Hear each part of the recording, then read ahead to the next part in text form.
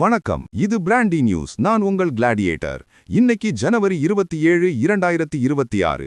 அறிவாலய வட்டாரத்துல இருக்கிற ஒரே டாக் கூட்டணி பஞ்சாயத்து தான். ஒரு பக்கம் அன்புமணி ராமதாஸ் வன்னியர் இடஒதுக்கீடு ஆயுதத்தை வச்சு திமுகவை வளைக்க பாக்குறாரு. இன்னொரு பக்கம் எங்களை மீறி எதுவும் நடக்காதுன்னு திருமாவளவர் செக் வைக்கிறாரு. Let's break the story. Ramadoss master move. Ramadoss ஐயா இப்போ ஒரு புது ரூட்டை பிடிச்சிருக்காரு. The 10.5% paid.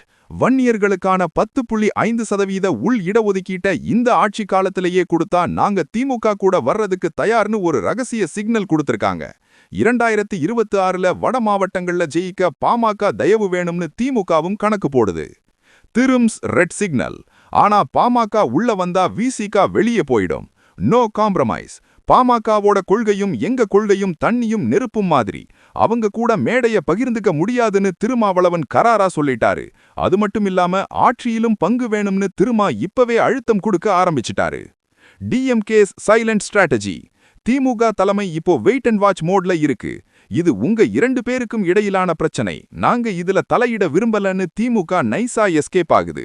ஆனா இது 2026ல ஒரு பெரிய ட்விஸ்ட்ல போய் முடியும்னு தெரியுது.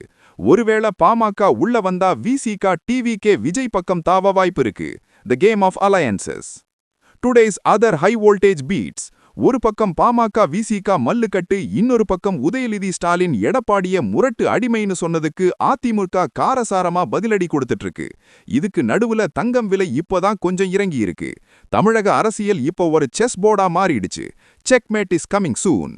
பாமக திமுக கூட்டணிக்கு வருமா, இல்ல விசிக அங்கேயே நீடிக்குமா? 2026ல இந்த கூட்டணி மாறினா யாருக்கு லாபம்? கமெண்ட்ல சொல்லுங்க. ஒவ்வொரு political strategy and alliance breaking அப்டேட்டையும் மின்னல் வேகத்துல தெரிஞ்சிக்க எங்களோட ஸ்டே டியூன்ட். உண்மையை லவுடா சொல்லுவோம், குயிக்கா சொல்லுவோம். This is Gladiator signing off. Keep வாட்சிங். பை பாய்.